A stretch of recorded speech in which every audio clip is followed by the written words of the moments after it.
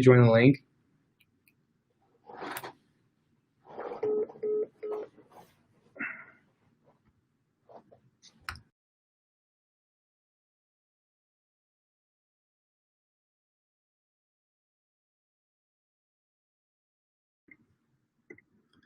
All right, welcome to the Doc Griggs and Dr. Derry NoiseFilter daily podcast. Oh, no, daily live show.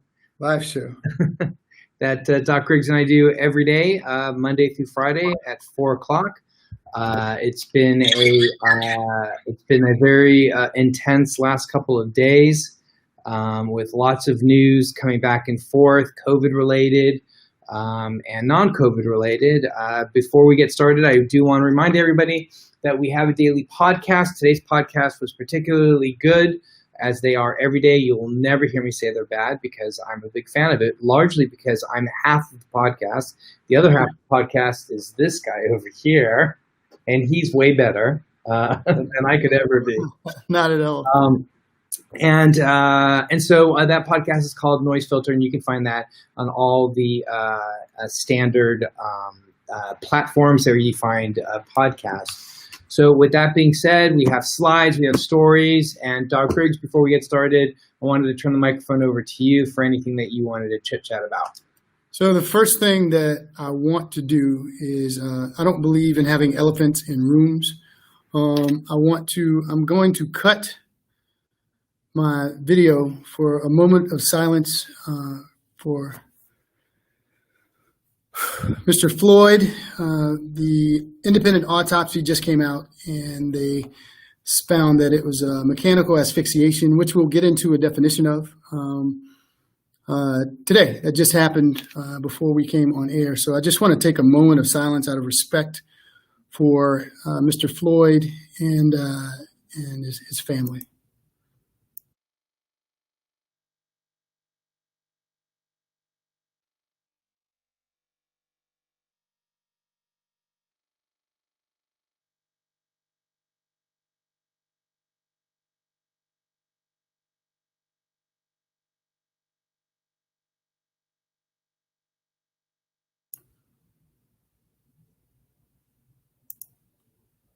So, with that said, we are NoiseFilter. We're live studio. There's no way. I don't believe in putting my toe in the water. We're just going to jump into the middle of the pool. We have a health-related show related to COVID-19 and this pandemic, and we would be remiss to not mention this isn't background noise. This is the noise of our society and where we are right now. This started as a public health and a healthcare disaster and has escalated because it's pulled the Band-Aid off of wounds that we've been knowing existed for a long time in the realm of healthcare, but we've known that these same symptoms, these diseases, these wounds have existed in our community and our society for a long time. There's a racial divide that's gotten wider and wider that no one wants to acknowledge. It keeps rearing its head, and we keep putting it back down and rearing its head and putting it back down. But let something come along that affects all of humanity, and the Band-Aid and the curtain is pulled back, and it shows exactly what's there. And that's a lack of equity, a lack of mutual respect, and a muted voice for decades, for centuries, that have led us to the point that we are right now. There was already an underlying angst, a feeling of anxiousness that we were all feeling for being told to stay home, and we've been spending our time explaining to people that you're not stuck at home, you're safe at home. And for most of us, for the most of the country, they're safe to be in the streets. And for others of us, we're not. And we have not been. We've not been for a long time. It was the science that was showing the chronic diseases in our neighborhoods, the lack of access to healthcare, the absence and inadequacy of healthcare access that created this thing called inequity. Equal, separate but equal was something that we thought we'd grown from, but it never really went anywhere. The equitable means fair and equal to both. But now when it comes to even having a life, it's not the same. In spite of going to a lot of the right schools and getting the right education and trying to do the right thing and trying to do everything that we were told to do. And when we say we, I'm including myself. There's still the chance that we can't go for a jog. I'm paranoid right now. I used to enjoy my jog. It was only my quiet time in the morning during this pandemic at 3, 4, 5 in the morning. But now I'm just because of my own anxiety, I wait until it's light outside and there are cars on the street and I can run in my neighborhood, go into the store. I don't think I'm the only one that when they hold up the $20 bill and they mark on it, be like, man, I hope that's not no fake $20 bill. I know I don't have no fake $20 bill. I never thought that it could lead to the end of my life.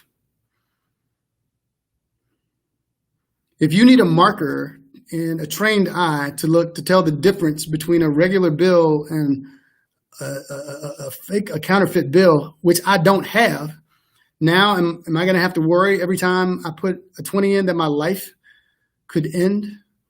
And to witness this over and over and over and over again, you wonder why the rate of chronic disease, the rate of hypertension is highest in African-American males. Well, we're an endangered species because we're getting it from internally, because internally we're operating on stress. We're operating on cortisol to raise our blood sugar. We're operating on epinephrine to be followed in a store, to have people crossing the street because you're doing nothing but jogging. And the only way to disarm, in spite of being offended, is to smile and say, hi, good morning. For people to not be threatened by you when you're wearing the same clothes, doing the same thing it is that they're doing. And now when you're spending a $20 bill, like a $20 bill, unless it says 3 on it or the face is facing the wrong way, I don't know the difference, but I shouldn't have to endure the stress or the pain of fearing for my life because I'm going to the store down the street. And then further, do you know what it takes to be pushed to the point that you call for your mom and you know she's not there? Or maybe you're seeing her. It's an injustice. It's provoked a lot of anger. I don't even know, anger's not even the proper word for it, but it's pushed people in spite of a pandemic for which we have no cure, for which we have no vaccine, for which we have no knowledge of anything therapeutic to protect us, to the point of emotional action that we're protesting of all races now in the street for an injustice that it has to stop. And we don't know what to do. You're seeing a lot of things. We do not want people to be violent. Violence is not the answer. It never is. But the sad thing is that now we're in a situation where we have a tragedy inciting another tragedy in the midst of a tragedy that 2 to 3 weeks from now, because in spite of the fact I've gone to all the right schools, I've trained and I'm doing all the right things. And if I'm going to go out and express my constitutional right to protest in a peaceful fashion, I'm going to put my mask on. But if I'm provoked, the mask can come off and my voice can elevate and I can unintentionally spread a virus that is the initial tragedy that we're around. Well, it's the initial tragedy of the moment because the other tragedy has been going on for centuries and decades. But because of that, I'm at a super spreader event that Dr. Derry and I could be talking about on slides. We could end up being dots and numbers in a situation that's already been painted like it's targeted for us, or it's us that's causing it, but it's not. It just so happens because of the places that we live and where this long history that we have these underlying conditions that in Louisiana, 7 out of 10 of the bodies in the morgue that have passed away from COVID-19 look like me. So it's tough to smile. It's tough to allay anxiety, but we're going to do it anyway because we're professional and that's what we do. But I would be remiss in who I am and what I was born as and who I aspire to be and what I'm trying to accomplish by not addressing the elephant in the room. Again, my heart goes out to the Floyd family and to us as a country. Now's not the time to hide behind silence. It's time to have those civil discourse, those conversations, those uncomfortable conversations, so we can talk through them and get to the other side, because we have a virus that is waiting to exploit our emotions, and that's exactly what's happening. It doesn't care. The virus doesn't care what race you are. The virus doesn't care what gender you are. The virus doesn't care your cause for congregating. The virus doesn't spread the virus. People spread the virus, and any opportunity that the virus sees to get in and spread its genetic material to us as human beings, it will. But now is the time to talk and civilly, and not be silent. Violence happens when we lose our words, and our children are watching. And we've been watching for a long time. I'm 50 years old, and I've been watching for a long time, and we haven't gotten it right. So maybe this time we can get it right for them, for when they're not here, when we're not here, so we don't have to deal with this, or we can deal with it better moving forward. All right, Doc. Sorry. No, you don't have to apologize at all. It was, it's been a very intense last week, last couple weeks. We've seen the incidents of Mr. Avery, who was jogging in Georgia, the unbelievable hubris of a woman in a park screaming into a phone, knowing that she was being filmed. Something that, to me, it just reminds me of Emmett Till. I mean, that was the story of Emmett Till right there, except that we had video of that. And Mr. Cooper had the wherewithal to videotape that whole scene, and of course, leading up to what we've seen with the death just recently here, it has been unbelievable. And in the setting of a global pandemic, I like you feel as though it's important to talk about this in a rational and collected manner, but I think sweeping it under the rug is, I think addressing it head on is incredibly important. And I'm grateful, as I know, as I'm reading these comments here, a lot of people are grateful for folks like yourself that are standing up and making commentary like this. And as I have said, always behind your back, but never to you directly. It's really an honor to be able to share radio microphones with you, to share screens with you, to share earbuds with you in the form of podcasts. And so, I want you to know that I'm right here with you with anything that I can do. Yep. Appreciate it, man. We just got to keep fighting the fight. And again, this isn't time. Now it's time to talk. It's time to get this thing on the table, and let's deal with it, because there's a virus. There's a small thing called SARS-CoV-2 that's waiting and looming. And we talked about it before. As far as mutating, it hadn't really changed that much. It's some of the symptoms and its manifestations have changed, but the virus is doing what it does. Now it's our part to evolve as human beings, as a race, as we should, to meet the challenge, to figure out this thing, because, I'm good with my corny transitions, and this one's not so corny, as we talked about this morning on Fox. We need to start preparing for a world where this virus doesn't go away. We need to think about the fact that we always talk about the pandemic, great flu pandemic of 1918. Well, that was the H1N1 flu. And this is exactly, if you've listened to any of the things that Dr. Derry has mentioned before, being the history buff and the infectious disease specialist, it did the same thing. Viruses, when they first jump into our species, are extremely virulent, which means they kill a lot of people. They come into the party and wreck shop until they realize that the only way that they can stay there is not to kill people or tear everything up.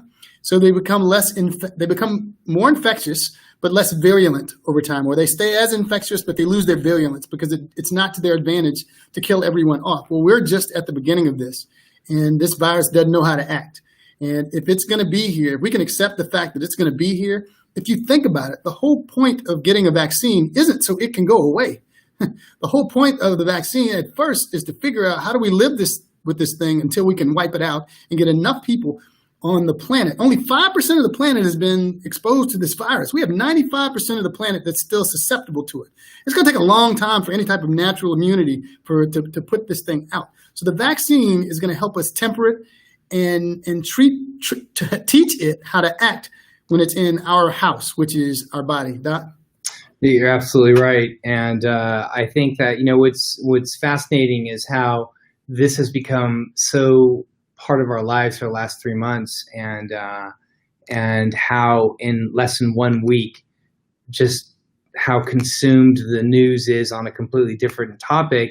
And you would think that that just means that COVID is over, or it's gone, right? That's the way the news cycle usually works. You're in one cycle and it's intense, and then a new news cycle takes over, one that's incredibly important and that demands everybody's immediate attention. But that doesn't mean that the old news cycle is over. In other situations, that may be the case, but not here. And I think I may have loaded it. I can't remember if I loaded it in the story or not. I don't think I did. And how these protests that we're seeing, these incredibly well-meaning protests, these incredibly important protests, that they may be super spreading events. And I think that that's important for people to recognize that, as you were saying, you get excited, you take off your mask, you yell, and that may be a super spreading event. But let me just do this real quickly, Eric. I want to show you kind of some of the love that you have been getting. There's from Casey Adams. Hello, gentlemen. Thank you for your continued focus. I thought that was very nice. Let's make it right. This Chris Gibson takes my sadness to Trayvon Martin. Of course, yes, indeed. Colin Rooker, amen, brother. I like Chris's comment. Let's go and vote, people. I can't tell you how important this is. And before we get started on the slides, this last one here is thanks for doing this, Doc Griggs and Derry. So real quick, I want to talk about that. Thank you all for that. This is what we signed up to do when we stepped into this. We said we'd be here, good or bad. We ran into the burning building. We're not leaving. Get used to us, because we're not going anywhere until we can get some semblance of control. There are still waves and waves of this thing going. But you brought up something that I need to say. I don't want us to forget, just because of the media and the news cycle, the lives and the body, Philando Castile, the Trayvon Martins, the Aubrey, I can't remember it, Ahmaud Aubrey, the Breonnas, we can go down the list over the last few decades. We can't forget because of what our focus. We can't act like fruit flies. We can't act as though we follow every shiny new thing and that whatever happened is over. And this COVID-19 is just as lethal. One of the things that we worry about with COVID-19 is the same thing that we worry about in reference to the lives lost. Every story that you hear, there's a family that's affected. There's a community that's affected. Mr. Floyd's family, he had 2 daughters that he left behind. You saw his grieving family today. This has been happening for decades and decades. COVID-19 has pulled back the curtain on what's happened in the world of public health and healthcare behind the scenes, but it's also pulled back the curtain, the rose-colored glasses that we've all tried to have on what's been happening with our neighbors in our society. And everyone is affected, and it's tough to walk out with the shield on and the face on every day, knowing that, again, that for the sake of a jog, for the sake of bird watching, even for the sake of using a $20 bill in your pocket right now that you don't know, that you could lose your life for nothing other than the color of your skin. And you're proud of the color of your skin. It's the only skin you have. Not going to do anything to change it, and have never apologized for it. And apologizing doesn't matter when someone decides they're going to take your life. So I just want everyone to be safe. If you're going to go out and protest, please, I got to say it, I want you to breathe, check, step back, put on your mask, of course, to protect those around you. I want you to wash your hands, and if you can remember social distance before you make any rash or irrational decisions that could not only affect you, but could affect the world. There are people all over the world protesting and putting their lives at risk for the sake of this injustice. Remember, every action you take, my uncle always told me, and as I got older, I got a little wiser, but he told me, think before I act or speak. And as I've gotten older and had more of a platform to be responsible for, he told me to think before I speak or act. Now, I want you to think of both. If you're out and you feel compelled, and just rightfully so, to protest for an injustice, before you make an irrational action that could put your life at risk, I want you to think of those that might be ill affected by the loss of you. And before you take off your mask to say something, to realize that you could be putting others at risk and others could be putting you at risk. There's a virus among us that doesn't care. It's just trying to get in. And the consequences and its potential is fatal. So remember, you have a voice. We want you to use it responsibly.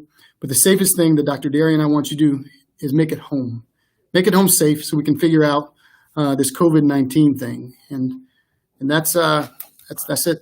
Hey, Amy. That's it. Casey. Dot.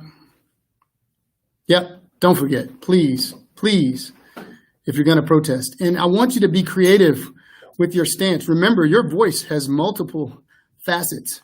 Of course, there's voting. There is speaking up at your job, participating in those conversations, holding your own town hall, holding your own Zoom discussions, in-person discussions. There's different ways. Use your gift. Use your gift to help figure this out. Scott? All right. You want to look at slides real quick, or? Yeah, let's do slides. All right. We will do slides. All right. Here we go. And action. That's what happens when you put Generation X with Generation Z technologies. Dude, look at them. Things don't change. Yeah. Bye-bye.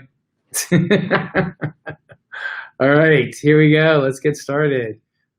We haven't done slides in a day, so please tune into our daily podcast. It's called NoiseFilter. You can find it on the large podcast platforms. 10 minutes a day, high yield information. And Doc Griggs and I really been focusing on stories that are very social justice oriented as it relates to COVID. Please be sure to use the chat function to talk with us. We'd love to answer your questions, so please ask us COVID-19 related questions. Please share this stream and tell us what we can do to improve the show to get more information to you. All right, here are some numbers. Look at this. We're at 6.3 million cases around the world, going up to 6.4. Fortunately, deaths have been remaining more or less stable, and that's really good news. Here we see about 376,176 deaths. We added, on average, we're adding about anywhere between 75 to 80,000, usually at a clip. And you can see the death, which is usually about 5,000, or it has been in the past, is coming down to about 2,483. This is the epi curve. You can see cases are going up, and you can see just 2 days ago that there was the largest amount of cases that we've had in the history of this pandemic. But we are definitely going up, and but fortunately, the mortality curve is definitely going down. So again, this is good news, and this again is largely reflecting the fact that we are getting better at identifying cases, getting people into treatment earlier, this sort of stuff. In the U.S., we are rapidly approaching 1.9 million cases. Our mortality rate is 106 deaths. So this is basically Korean War and Vietnam War put together. We added 12,000 new cases overnight with about 354 cases. So we make up about 3% of global cases and 30% of global mortality as well. Military deaths, looking at what we approaching, World War One, we lost 116,516 American soldiers. You can see we're about 10,000 deaths. We're going to be approaching World War One levels as well. You can see our daily curve here. We do appear to be going down, which is good news. So our cases are going down for the most part. And you can see that the mortality rate is also going down. So I want to go back to this. And Doc Griggs, I'm going to throw it over to you in just a quick second, because I want to stay on this slide for a second. I think that it's important. I'm going to go back to bringing you into this. Did I lose? Hey, Doc Griggs? Yeah, I'm here. We have a question that I was looking up real quick, but I want to stick with you on that because I was going to say something about that.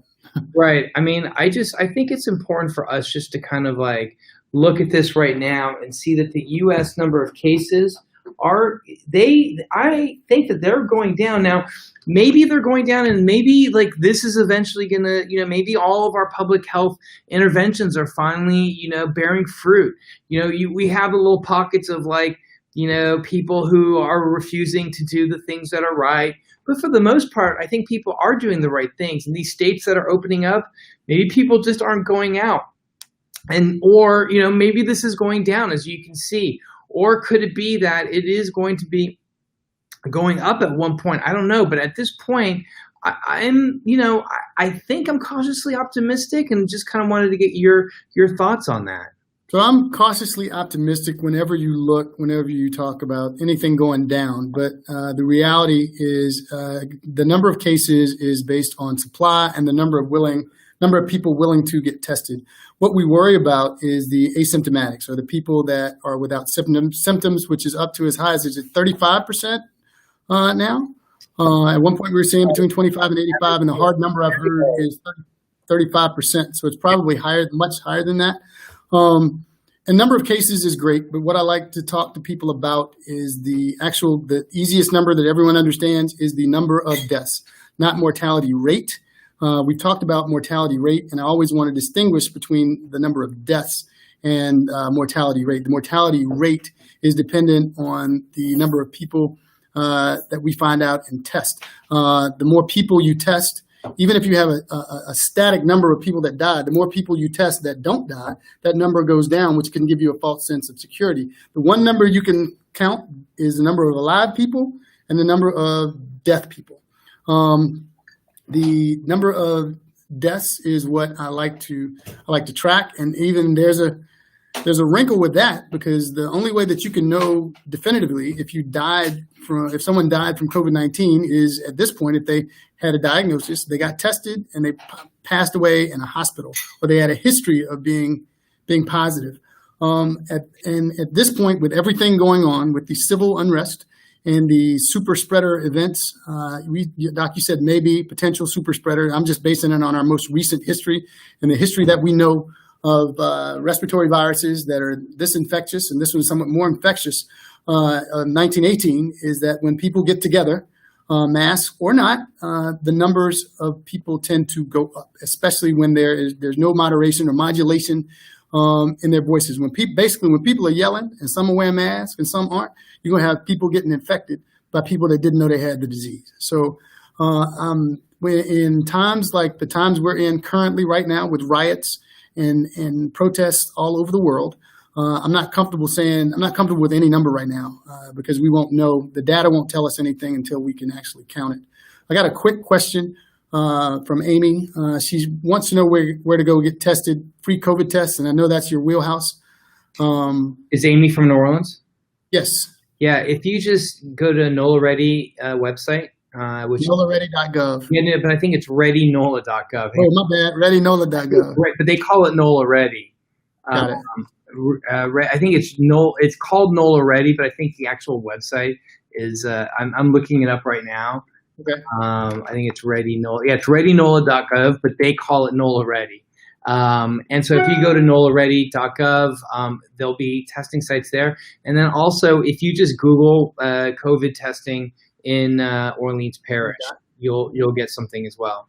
So it's ready.nola.gov. Right. Ready.nola.gov. We didn't get to New Orleans yet. I wanted you to get down to some potentially good news. Right.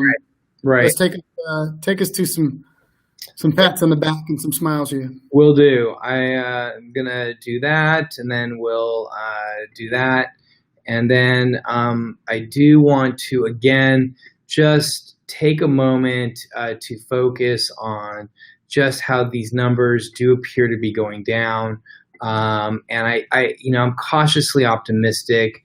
I am hopeful that we're not going to see a resurgence of these numbers. I'm hopeful that this is not an upswing at all, right here. So, but we'll see. We'll see. I hope that the state's opening up and stuff, that we're doing it in a way that is going to be beneficial. The economies are going to be opening up. I definitely feel like this is a trend going down. All right, so this is again looking at mortality. Let's look at USA testing. You can see some of the countries with some of the best tests from Monaco, Gibraltar, United Arab Emirates. You can see some of the numbers here are enormous. And the US, unfortunately, is 35, but we were 39 just last week. So we're 54,339 tests. You could see our total positives are really coming down. When we started this, was 18%. So the total positives are those that are positives that are divided by both positives and negatives. You want this number to be under 5%. So we are making some progress, and I really do believe that. Here in Louisiana, you can see we've exceeded 4,000, so 4,345 with 2,801 deaths. And you can see that Orleans Parish has just not been logging in mortalities, and it's been awesome. We're still adding cases, but again, our deaths have been more or less stable. So we've been doing a really great job of maintaining a lack of mortality, and I think that's very good news. And Doc, I assume you wanted to mention something about that, or? I'm sorry, I was texting the COVID NOLA information, 888-777 for daily updates. I was watching. What did you say? I'm sorry. You wanted me to talk about Orleans. Yeah. What I was saying. Well, I know that we've had 0 deaths for the last 5 days. We've been doing what it is that we said we were going to do, which is follow the data. And as long as we're following the data and we're covering the data every day, like you just so graciously did, glad you were paying attention. Get an idea of what to expect. All right. Well, I know that we have to kind of start wrapping up the show sometimes very soon. Let me just kind of finish off with 2 more kind of slides, and then we can figure something else out if we are still good to go. I just wanted to show this, that we are, at least the epi curve has been stable. You can see that line is more or less remaining the same. And then when you look at mortality rates, again, this is definitely a downward curve. Look at that. I mean, this is really amazing. So I think that in terms of what we're seeing in Louisiana, I think it's been really nice. Mortality has been coming down very nicely. And again, I think it speaks to best testing, good contact tracing, getting people into the hospital sooner if they're sick. These are case rates, mortality rates. We'll skip over some of this stuff. A couple of really important pieces of news. The infection rate is below 1 now for the state of Louisiana. So that means that we're going in the opposite direction, which is good. That means that we're going to start seeing cases continue to come down. This is very good news, and you can see our infectivity rate now is 0.88 in Orleans Parish. So I think those are 2 very, very good pieces of information, especially in light of the fact that we learned that the the governor is looking to open up the state, or at least do a phase 3 opening. So Phase 2. Phase 2, thank you, phase 2 opening. And I think that the mayor has been very clear that there is, no plan at this time for a phase 2 opening in Orleans Parish. So, question: you go back to the mortality slide, the curve. Is that, I need to distinguish between mortality? Is that a death curve, or is that a mortality rate curve? Because they're two different things.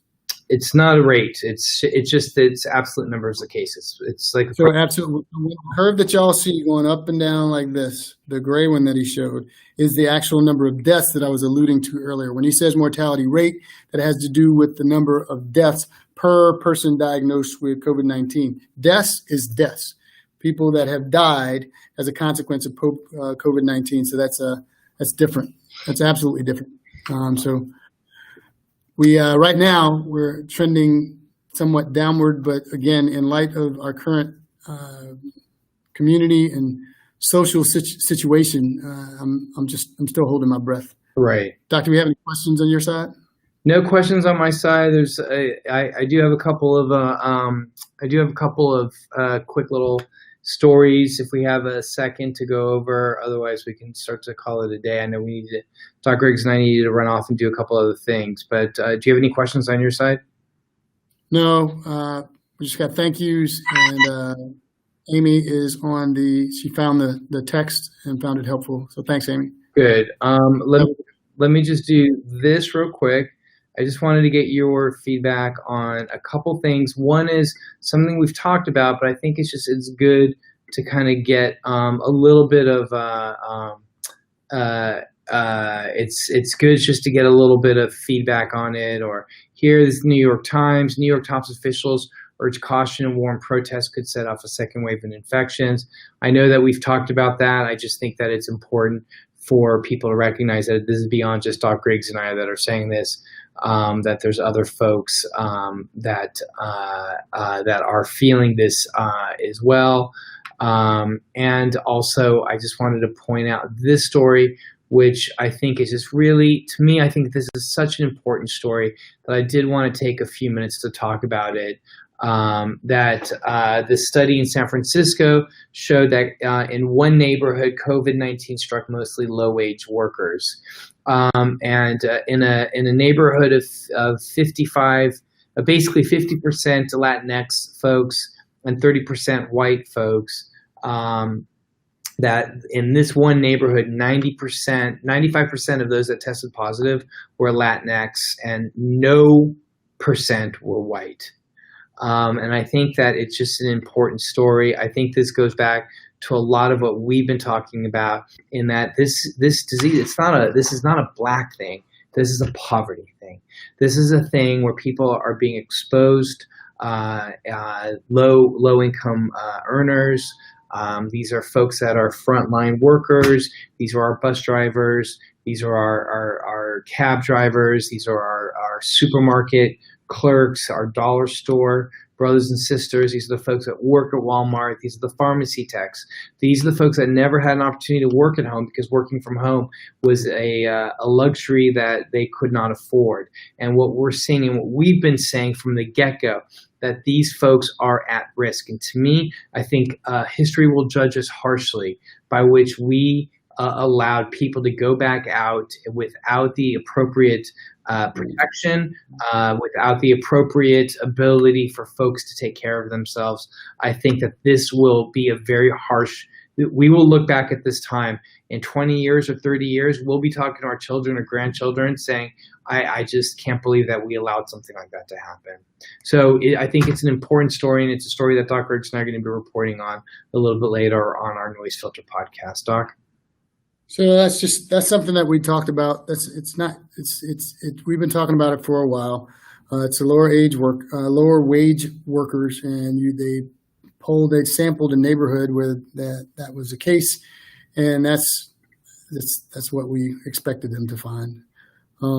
Here's a quick question. It says from Fetty, it says, what about the status of herd immunity attempt in those countries that are not practicing social distancing? So that's a really good question. So I will be very clear about that Sweden that is now considered a failed experiment.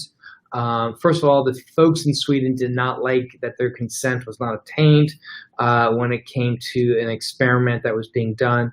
Sweden has some of the highest mortality rates. Sweden's a little bit of a different country. It's a little bit of a healthier country. It's a country where people live on their own more. They live a lot more separated as opposed to Italy, which culturally people live together. That's a little bit more of culture where families tend to stay clustered together. So you have a difference there. So the idea of herd immunity, we're at 3 to 5% of immunity within the globe. Maybe in the U.S., maybe here in New Orleans, we're maybe 8 to 10%. In New York, they're saying 15, 20. Chicago, maybe 10%. Some of these hot spots, but if we continue down a path of herd immunity, that just means that there's going to be a lot of excess mortality that was not necessary. So I strongly, strongly urge us to not go down the pathway of herd immunity. Doc? Well, the important thing, there was a term that you used, and it's the term that I keep harping on. You said they have some of the highest mortality rates. That means of the people that are diagnosed with COVID-19, they're dying. They have one of the highest rates of people that are dying from it, if I'm not mistaken. That's not a good thing. That means that the experiment with herd immunity means people are going to the hospital later than they should in order to get supplemental support. So herd immunity, and it's not a quick thing. Herd immunity takes a long time. That means at least 70% of the population needs to be infected and recover in order to be immune. Now, here's the thing. Do we know that there's full immunity naturally, or are they still infectious? We're thinking not, but we still don't know. So it's a dangerous experiment at this point if that kind of gambles on people's lives. Doc, we got one question. Carla she's taking some kind of class in laboratory science. So she asked a bunch of questions specifically related to it. She wants to know how accurate are the turnaround times on testing in Louisiana. I think she wants to know what is the turnaround time and how accurate is the testing done. The Right. PCR testing is pretty accurate. I'll let you speak on that. Right. I mean, I think the turnaround time is a function of where the test is done. I think the state labs are still probably a little slower than some of the commercial labs. And then the tests really have a sensitivity of 70 to 85%. In other words, 15 to 30% of the time, there may be some false negatives. So today I saw a patient. She got tested a couple days ago. She was a humdinger for coronavirus. I said, even if your test is negative, you definitely have it. It's positive, and I'll check your antibodies in 6 months or so when the antibody tests are worth it and they're good at that point. But I think it's a great question. I think knowing what tests are being done is very important. I think the antigen testing is going to really help with that because those are much more accurate tests as well. The antigen tests are more accurate than the PCR testing? They're more rapid as well, yeah. They're more rapid. Right. And as far as accuracy goes, the PCR testing is some of the most accurate because the PCR typically goes into the nucleus to test. You can't get any more. You can't get any more of what something is than it's DNA or RNA in this point. Right. But the antigen testing, we'll be testing for the proteins on the outside, and the test will evolve and become more accurate, and there'll be more rapid turnaround as time goes on. Right now, we're using the most accurate testing available. That's been chosen as the standard, which is important. That's what we've been calling for from the very top with everything is standardization. But that's for another show. Absolutely. Dr. Higgs, I know you need to run off and do another gig. Is there anything else that we can do? Yeah, I just want to remind everyone to be safe. And again, have those conversations. I tell everyone, breathe, check, step back. We really, really need to take a deep breath. And I want you to check your own mental status and check about how you feel. Understand now there's no wrong way to feel. If you feel like crying, if you feel like yelling, if you feel like having a conversation, if you feel like being alone and not answering the phone, it's okay. I just don't want you to do anything that will jeopardize your life or the life of someone else. Do me a favor and turn all of this off. Pick a time. When you wake up in the morning, find something that you're grateful for, and then give yourself an hour of gratitude a day where you turn everything off and just unplug. And it's just your time to do something for you because it's important. I can't talk to you if there's no you. And I love you. We love you, and you love us. And if you love us, don't like us, share us. Share us. Tonight we're doing COVID Corner. Yep, tonight we're doing the COVID Corner. The newly, bam, we're going to bust out with the COVID Corner now at 7 o'clock. We'll be talking about some of the same issues, myself, Dr. Derry, and Dr. Hebert. Stay tuned. We'll see y'all tomorrow. Peace out, everybody. We'll see you tomorrow. Be safe, everybody. Peace out. Peace out. Breathe. Peace out. Breathe. Health is a human right.